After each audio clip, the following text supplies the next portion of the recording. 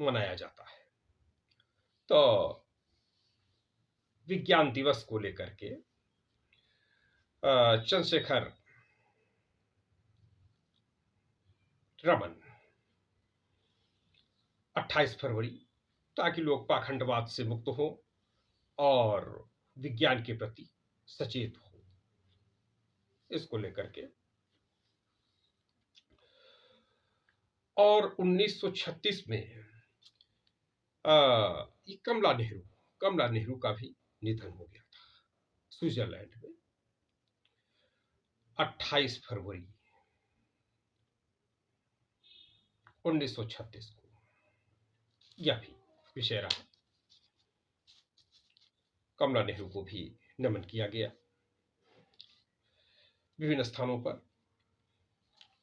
और आरसीपी सिंह ने कहा, एक बात उठाई उन्होंने कि भाई जो लोग कह रहे हैं कि भाजपा से नजदीकी है, तो उन्होंने इस बात को स्वीकार किया आरसीपी सिंह ने कि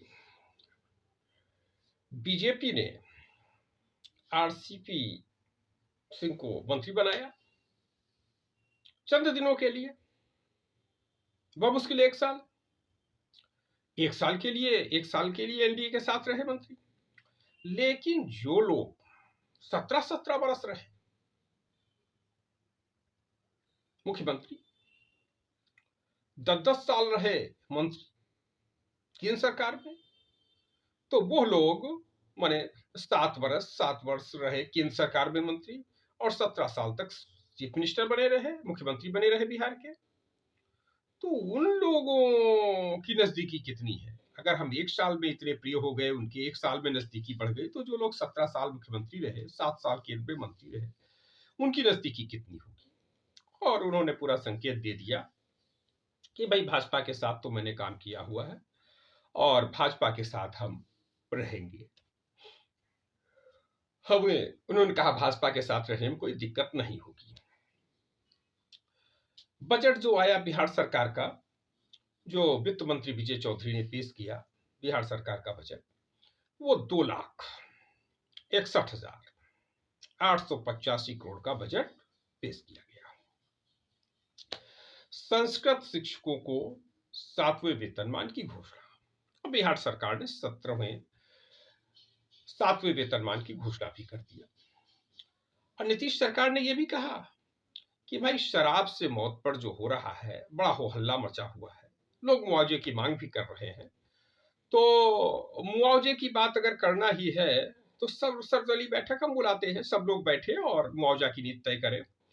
क्योंकि पहले भी ये हुआ था कि बात आई थी कि शराब पीने से जो मौतें होंगी, जो लोग शराब के कारोबार में लगे हुए हैं, जिन लोगों ने शराब पिलाई हुई है, जो उस कारोबार में लगे हुए, उन्हीं से वसूली की जाएगी और वसूली करके उनको मुआवजा दिया जाएगा। तो उन्होंने कहा शराबबंदी कोई हमने अकेले नहीं की है, सब लोगों की सहमत हुई थी, सभी दल सहमत थे, तो शराबबंदी की गई है। तो मुआवजा देने की भी बात सर्वदलीय बैठक से ही तय होगी, उसके लिए मैं बैठक बुलाने के लिए तैयार हूं, ऐसा उन्होंने कहा।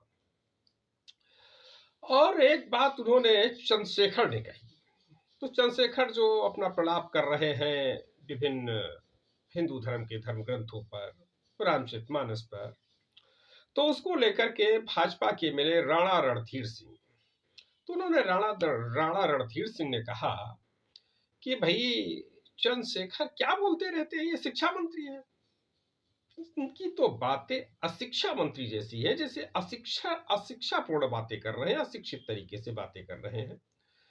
और उन्होंने कहा कि चंद्रशेखर ही कूड़ा करकट, बिहार सरकार को चाहिए चंद्रशेखर को हटा दे, चंद्रशेखर रूपी कूड़ा करकट को हटा दे, क्योंकि चंद्रशेखर ने कहा कि भाई ये जो धर्म ग्रंथों में कूड़ा करकट है उसको हटा दिया जाए। तो उन्होंने कहा कि चंद्रशेखर ही सबसे बड़ा कूड़ा करकट है, ये बात हुई। और नीतीश कुमार जी का जन्मदिन मनाया गया, तो जन्मदिन पर बहुत से लोगों ने बधाई दिया, प्रधानमंत्री नरेंद्र मोदी ने भी उनको बधाई दिया, कांग्रेस नेता राहुल गांधी ने भी बधाई दिया, जनता दल इंद्र कुमार गुजराल की राष्ट्रीय अध्यक्ष माननीय श्रीमती चौधरी किरण सिन्हा ने भी बधाई दिया नीतीश कुमार को जन्मदिन की। और उपेंद्र कुशवाहा ने तो हद कर दिया। उपेंद्र कुशवाहा ने कहा कि आज हम कामना करते हैं उनके जन्मदिवस पर कि उनकी दुकान बंद हो जाए। और उन्होंने कहा, उपेंद्र कुशवाहा ने, कि हम तो नीतीश कुमार की दुकान बंद करने के लिए निकले हैं और हम तो नीतीश कुमार की दुकान को बंद करके ही दम लेंगे। उन्होंने ये भी कहा कि अब हम बिहार को फिर से जंगल राज में नहीं जाने देंगे, जंगल राज नहीं बनने देंगे बिहार को। उन्होंने कहा कि वो हजारों कार्यकर्ताओं की कुर्बानी कैसे भूल गए, और लंबे समय तक लड़ाई हुई, जो लगभग 10 वर्षों तक इसकी लड़ाई चली, हजारों लोग जो है उनसे अपने प्राणों की आहुति दी थी, कितना संघर्ष किया गया। खास तौर से 1995 से 2005 के बीच, तब जाकर के बिहार जंगल राज से निकला हुआ था। और समय समय पर उपेंद्र कुशवाहा ये भी कहते रहते हैं कि जंगल राज से बिहार को निकालने में नीतीश कुमार का बड़ा योगदान। तो उन्होंने कहा कि जंगल राज से बचाना है, फिर से हम उस जंगल राज की तरफ बिहार को नहीं जाने देंगे और हम पूरा भरसक प्रयास करेंगे कि जंगल राज में बिहार न वापसी करने पाए, और उसके लिए हम काम कर रहे हैं, आगे भी काम करेंगे, बड़ी तेजी के साथ काम करेंगे, ऐसा उपेंद्र कुशवाहा ने कहा। अब जेडीयू के एमएलसी नीरज कुमार ने क्या कहा? उन्होंने कहा कि भाई उपेंद्र कुशवाहा दुकान बंद करेंगे। उपेंद्र कुशवाहा की क्या हैसियत है? उपेंद्र कुशवाहा को जिसने एमएलसी बनाया, जिसने राज्यसभा सदस्य बनाया, इतना बड़ा नेता बनाया, उसी की दुकान बंद करने के लिए चले आए। तो राष्ट्रीय जनता दल के एमएलसी कारी सोहेब वो भी चुप नहीं रहे। उन्होंने भी कहा, बड़ा आरोप लगाया कि भाई उपेंद्र कुशवाहा काहे आए थे एमएलसी बनने के लिए जनता दल यूनाइटेड में? तो एमएलसी बनने के लिए आए थे और एमएलसी बनाया गया। तो उपेंद्र कुशवाहा ने तो कह दिया कि भाई हम आपके रहमो करम पर नहीं हैं, अगर आपने मुझको एमएलसी बनाया तो हमारे ऊपर कोई एहसान किया, एमएलसी आपने बनाया, हमने काम किया, अब आपको लगता है कि हमने बनाया था, हमारे एहसान तले दबे हुए हैं, तो हम आपके एहसान तले दबे नहीं, हम त्याग पत्र दे दिया। और यही है लोकनायक जयप्रकाश नारायण के सिद्धांतों की राजनीति, त्याग पत्र देने में देर न लगाना। राज्यसभा से भी इस्तीफा दिया था जब छोड़ा था, और जब पार्टी छोड़ करके गए एमएलसी से, तो एमएलसी से भी उन्होंने त्याग पत्र दे दिया। तो ये खबरें रही। राजीव प्रताप रूडी ने भागलपुर में कहा कि नीतीश कुमार अगर मुझे दे दे जमीन तो भागलपुर क्या 24 महीने में हम सब कहीं कर देंगे, बिहार सरकार को एक तरीके से हम कर देंगे, सभी जिलों में उतार देंगे हेलीकॉप्टर, हवाई जहाज उतार देंगे, ऐसा उन्होंने कहा, राजीव प्रताप रूडी। तो ये कुछ खबरें रही बिहार की। अब चलते हैं उत्तर प्रदेश। उत्तर प्रदेश के कुछ हालचाल लेते हैं, हालचालों पर जो चर्चा करते हैं। तो वहां से जो खबर, तो इस समय तो खबर चल रही है हत्याकांड की। तो जो उमेश पाल हत्याकांड, तो उमेश पाल हत्याकांड का जो उसमें एक उमेश पाल को गोलियां लगी, 7 गोलियां लगी, 6 उनके शरीर को पार कर गई, 1 फंसी रह गई और उनकी मृत्यु हो गई गोलीकांड में। एक निषाद सरवन निषाद क्या, तो उनकी भी हत्या हो गई, वो भी उस हत्याकांड में नहीं रहे। और तीसरा जो घायल उनके गनर थे राघवेंद्र, तो राघवेंद्र की मौत भी पीजीआई में कल शाम को हो गई। जनता दल आई की राष्ट्रीय अध्यक्ष श्रीमती चौधरी किरण सिन्हा ने गहरा शोक व्यक्त किया राघवेंद्र के निधन पर। तो अब 3-3 माने उस हत्याकांड में मरने वाले 3-3 लोग हो गए। तो बड़ा सवाल उठ रहा है कि कैसे हो गई। और सवाल ये भी जनता में तैर रहा है कि सरकार क्या करती रही। LIU, IB, डबल इंजन की सरकार, यूपी में सरकार, दिल्ली में सरकार क्या करती रही। इतना बड़ा जघन्य हत्याकांड को अपराधियों ने अंजाम दे दिया। खुलकर के आ रहा कि नैनी जेल में बैठे रहे, तो जेल से किस प्रकार की साजिशें रची जा रही हैं, जेल से साजिशें किस प्रकार की रची जा रही हैं, क्या कर रही है सरकार, क्या कर रहा है शासन, क्या कर रहा है प्रशासन। ये विपक्षी दल भी सवाल उठा रहे हैं, सामाजिक संगठन भी उठा रहे सवाल, जनता भी सवाल उठा रहे, मीडिया की भी ओर से सवाल उठ रहे हैं और अतीत की चर्चाएं भी हो रही हैं।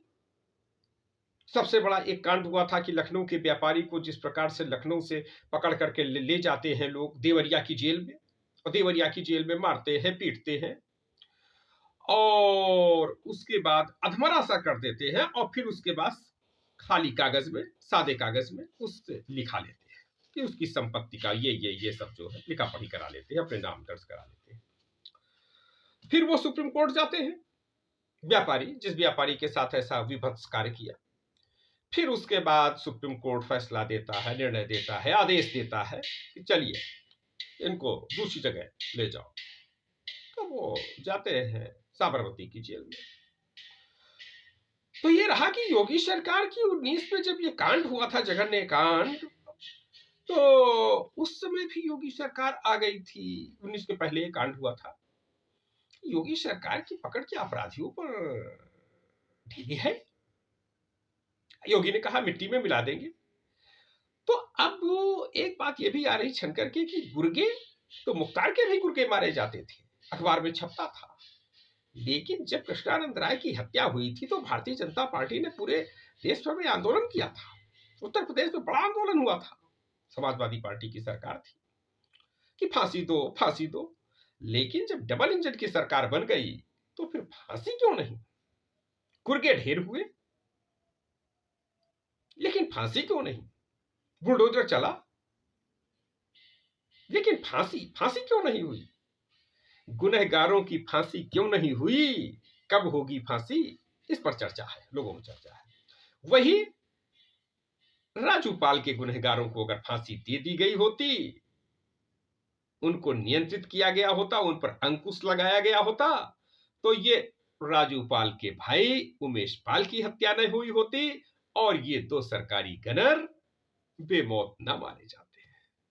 ये सब क्यों हुआ, क्योंकि दुर्दांत अपराधियों को फांसी नहीं दी जा सकी। दुर्दांत अपराधियों को जेल में तो रखा गया लेकिन उन पर अंकुश नहीं लगाया जा सका। उनकी काली करतूतों पर, काले कारनामों पर, उनकी जेल से चल रही गतिविधियों पर अंकुश लगाने में सरकार नाकाम रही, शासन प्रशासन नाकाम रहा। नहीं तो ऐसा विभत्स हत्याकांड नहीं हो सकता था। चर्चा एक इलाहाबाद हाई कोर्ट का निर्णय भी बड़ा चल रहा है कि इलाहाबाद हाई कोर्ट में ब्लॉक प्रमुख के लिए कि 2 साल तक बने रहेंगे अपने अविश्वास प्रस्ताव को लेकर के आया। तो एक याचिका गई वहां पर, तो उन्होंने कहा नहीं, 2 वर्ष तक ब्लॉक प्रमुख अपने पदों पर बने रहेंगे, ये 2 साल के बाद ही होगा। रसोई गैस महंगी हो गई, तो रसोई गैस महंगी हो गई तो इसको लेकर के आंदोलन हो रहे हैं, कहीं पर विरोध प्रदर्शन हो रहे हैं। तमाम नेता लोग मांग कर रहे हैं कि भाई बढ़े हुए दाम को वापस लिया जाए। और ये होली के ऐन मौके पर शिवपाल यादव ने भी कहा, समाजवादी पार्टी की विधायक, तो उन्होंने भी कहा, पूर्व मंत्री शिवपाल यादव, कि ये तो सरकार ने तो कमर तोड़ दिया बिल्कुल जनता की। होली के ऐन मौके पर बढ़ा दिया। होली त्योहार हिंदुओं का प्रमुख त्योहार, और प्रमुख त्योहार के अवसर पर कौन सी सरकार बढ़ा रही है, हिंदूवादी सरकार, तथाकथित हिंदूवादी सरकार। और गैस सिलेंडर बढ़ गए। जनता दल की नेता श्रीमती चौधरी किरण सिन्हा ने बढ़े हुए गैस सिलेंडर के दाम वापस लेने की मांग किया। तो ये गैस को लेकर के खबरें रही। योगी ने की एक और खबर समाजवादी पार्टी ने कहा, समाजवादी पार्टी के संदर्भ में योगी आदित्यनाथ ने कहा, वन डिस्ट्रिक्ट वन माफिया। एक कि समाजवादी पार्टी ने हर जिले में एक माफिया बना दिया और चर्चा किया उन्होंने कि भाई भारतीय जनता पार्टी की सरकार ने तो वन प्रोडक्ट वन डिस्ट्रिक्ट बनाया, एक डिस्ट्रिक्ट में एक प्रोडक्ट काम करेगा।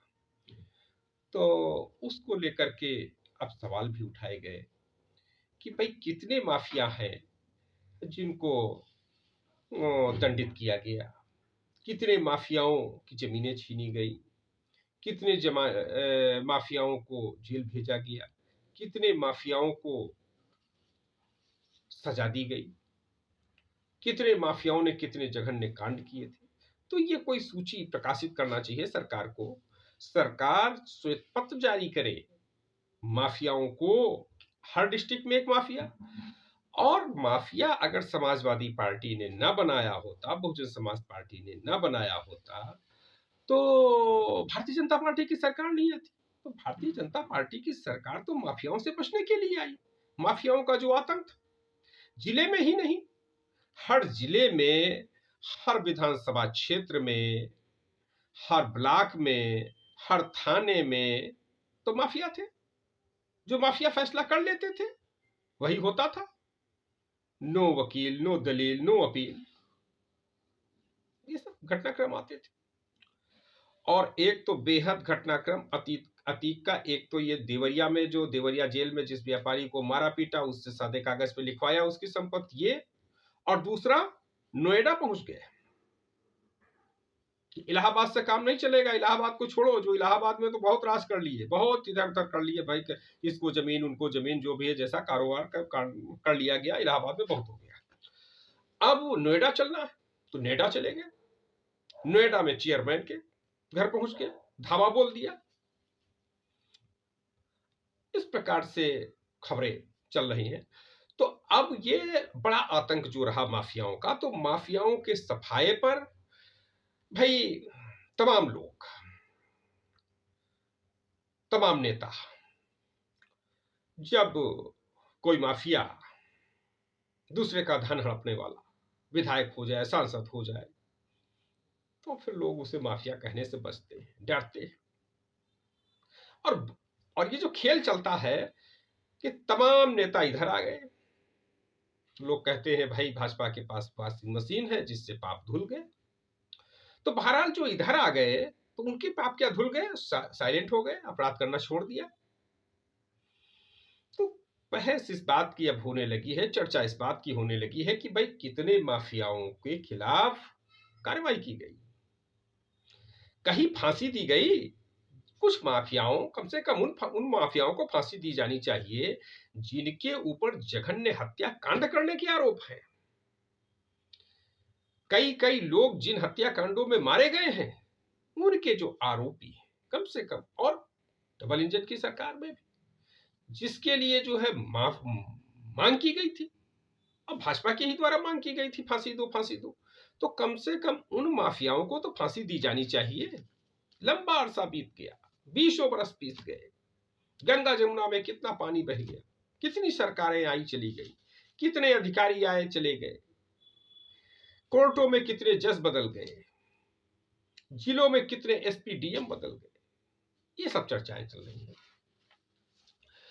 अब एक घटनाक्रम हुआ कोल्हापुर, महाराष्ट्र।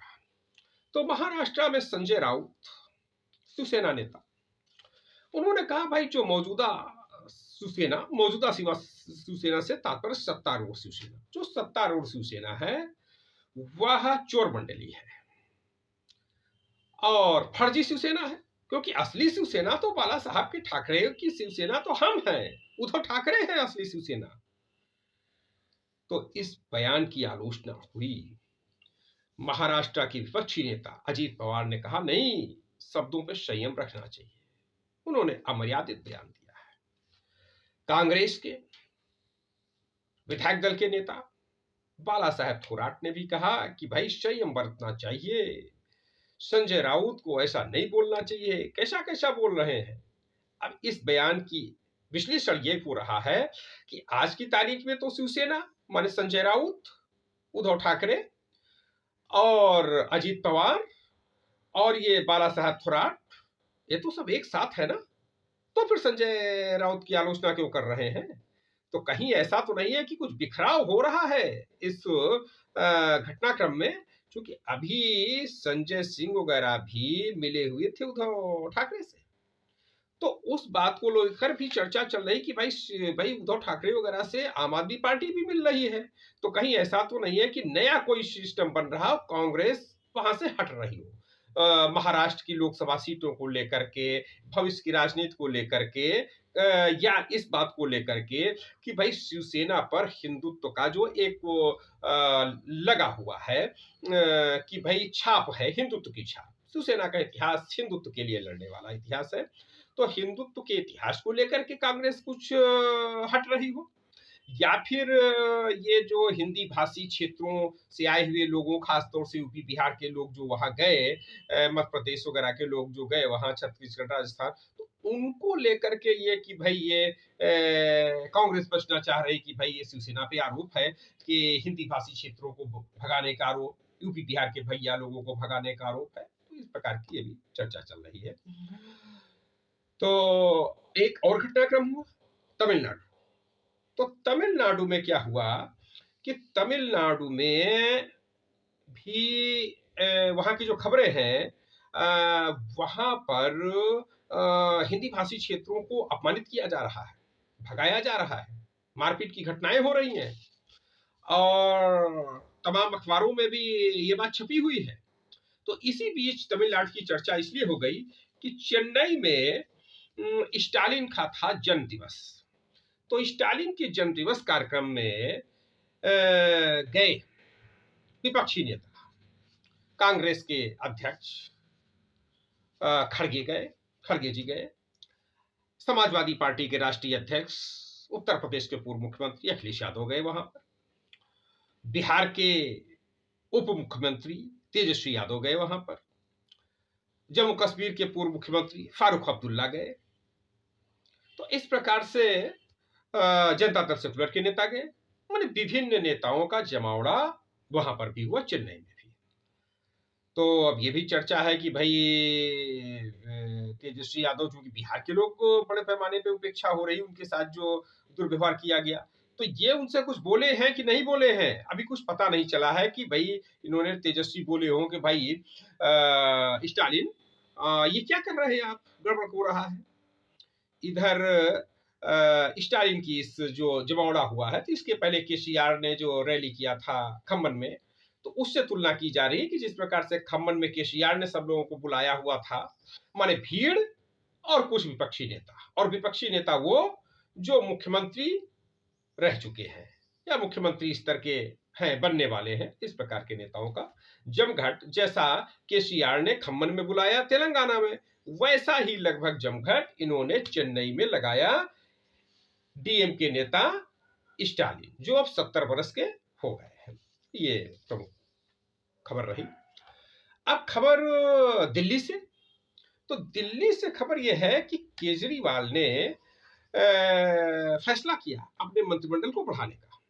सौरभ भारद्वाज बनेंगे मंत्री, जो इस समय है दिल्ली जल बोर्ड के वाइस चेयरमैन, और विधानसभा क्षेत्र है ग्रेटर कैलाश से तीसरी बार जीत करके आए हैं सौरभ भारद्वाज, ये मंत्री बनेंगे दिल्ली सरकार में आम आदमी पार्टी की ओर से। और दूसरी महिला मंत्री बनेंगी आतिशी। तो आतिशी ये मनीष सिसोदिया की सलाहकार रही हैं, और कालकाजी, वहां का जो कालकाजी काजी सीट है, वहां की कालकाजी सीट है। तो कालकाजी सीट से ये विधायक है, मौजूदा विधायक है आतिशी, हालांकि पहली बार विधायक है। तो इनका भी नाम भेज दिया है इन्होंने केजरीवाल ने, दिल्ली के मुख्यमंत्री अरविंद केजरीवाल ने दिल्ली के उपराज्यपाल विजय कुमार सक्सेना के पास इन दोनों नामों को भेज दिया गया है। औपचारिकता बाकी है, शपथ ग्रहण इनको कराना है। ये चंद खबरें रही। एक खबर लखनऊ से, तो लखनऊ से बड़ी खबर ये रही कि वहां होटल चारबाग में माया होटल, उसमें सेक्स रैकेट, में लड़कियां पाई गई, 7 लड़कियां आपत्तिजनक स्थिति में, 5 लड़के आपत्तिजनक स्थिति में। तो पुलिसिया कार्यवाही हुई है, कुछ लोगों की गिरफ्तारी हुई है। तो चारबाग का यह एरिया बड़ा बदनाम एरिया है, जहां पर माना जाता है कि आए दिन जो है इस प्रकार के कार्य होते रहते हैं, रोज होते रहते हैं। लोगों को कहना है कि भाई कालगढ़ जो है रेलवे स्टेशन पर खड़ी रहती है, बस स्टेशन पर खड़ी रहती है, और जब तक तमाम चैनल वाले दिखाया भी करते हैं। और ये जेपी के देश में, गांधी के देश में ये हो रहा है। शराबबंदी पर प्रतिबंध हो रहा है, और ये जो है दाल मंडी लगी हुई है, इस पर भी प्रतिबंध की बात नहीं हो रही है। शराबबंदी वो भी बिहार में है। तो लोकनायक जयप्रकाश नारायण के सपनों को साकार करना है, भारतीय संविधान को पूरी तरीके से लागू करना है, गैर बराबरी को हटाना है। तो इन्हीं सब के साथ आप सब देखते रहिए जनता खबर, खूब शेयर करिए, सब्सक्राइब कीजिए। धन्यवाद आप सबको जनता खबर की ओर से।